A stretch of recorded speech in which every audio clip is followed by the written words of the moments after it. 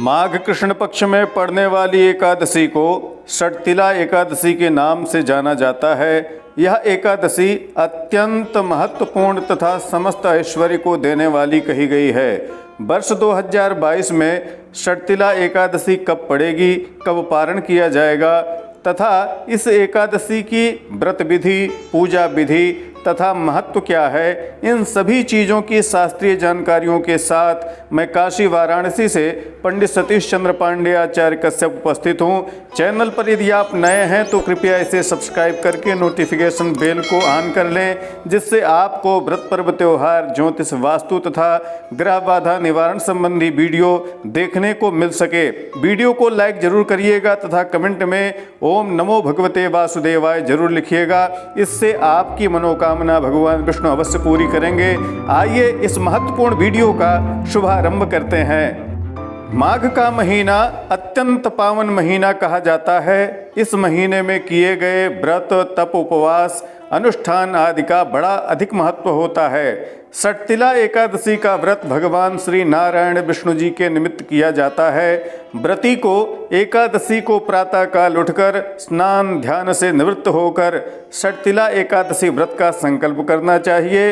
वेदी का निर्माण करके भगवान विष्णु की लक्ष्मी सहित प्रतिमा अथवा कलश के ऊपर आवाहन करके विधि विधान से पंचोपचार, षोडशोपचार पूजा करनी चाहिए। ओम नमो भगवते वासुदेवाय इस महामंत्र का जप करना चाहिए।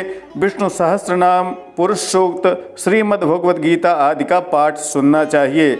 आइए सबसे पहले यह जानते हैं कि इस वर्ष 2022 में षटतिला एकादशी कब पड़ रही है तथा कब इसका पारण होगा। माघ मास कृष्ण पक्ष शिशिर ऋतु शुक्रवार दिनांक 28 जनवरी 2022 को षटतिला एकादशी का व्रत किया जाएगा। समस्त गृहस्थ तथा वैष्णव सभी लोग इसी दिन व्रत को करेंगे। दिनांक 29 जनवरी 2022 शनिवार को इस व्रत का पारण किया जाएगा। अब हम जानेंगे कि षटतिला एकादशी के दिन विशेष रूप से क्या क्या कार्य करते हैं। मान्यता है कि षटतिला एकादशी के दिन 6 प्रकार से तिल का सेवन करना चाहिए और इसीलिए इस एकादशी का नाम भी षटतिला है। वो 6 प्रकार क्या हैं, आइए इस श्लोक के द्वारा हम समझते हैं। तिलस्नायी तिलोद्वर्ती तिलहोमी तिलोदकी तिल भुक् तिल दाता च षटतिला पापनाशकाः। अर्थात इस दिन स्नान के जल में तिल डालकर स्नान करना चाहिए, तिल का उबटन लगाना चाहिए, तिल से होम करना चाहिए, तिल से तर्पण करना चाहिए, तिल खाना चाहिए तथा तिल दान करना चाहिए। इस तरह से षटतिला एकादशी के दिन 6 प्रकार से तिल का प्रयोग करने से समस्त पापों का नाश हो जाता है। तिल, नारियल, सुपारी के द्वारा भगवान विष्णु को अर्घ्य प्रदान करना चाहिए। इंद्रियों को वश में रखकर काम, क्रोध, लोभ, अहंकार, ईर्ष्या, द्वेष से मुक्त होकर भगवान श्री हरि विष्णु का निरंतर स्मरण करना चाहिए। मान्यता यह भी है कि तिल मिले हुए गाय के गोबर के उपले को जलाकर हवन करना चाहिए। अन्न, तिल, वस्त्र, गाय, स्वर्ण, कंबल, ऊनी वस्त्र, छत्र, उपानह आदि ब्राह्मणों को दान देना चाहिए तथा गरीबों को अन्न, वस्त्र इत्यादि का दान अवश्य करना चाहिए।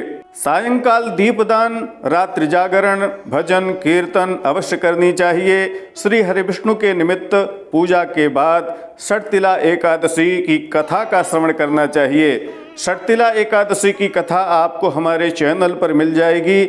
आप आई बटन में जाकर षटतिला एकादशी की कथा सुन सकते हैं। भगवान विष्णु की अनन्य कृपा पाने के लिए इस दिन आप भगवान विष्णु के सहस्र नाम से सहस्रार्चन भी कर सकते हैं। 1000 तुलसी अर्पण, पुष्प अर्पण, फल अर्पण अथवा सौभाग्य सामग्री अर्पण कर सकते हैं। भगवान विष्णु के साथ साथ भगवती लक्ष्मी की पूजा अवश्य करनी चाहिए। इस तरह से षटतिला एकादशी का व्रत उपवास करने से समस्त मनोरथ सिद्ध हो जाता है, मनोकामनाएं पूर्ण हो जाती हैं। वीडियो यदि पसंद आई हो तो लाइक शेयर करके कमेंट में विष्णु भगवान का जयकार अवश्य लगना चाहिए। ऐसी ही महत्वपूर्ण जानकारियों के लिए बने रहिए हमारे साथ। नमस्कार, जय विश्वनाथ।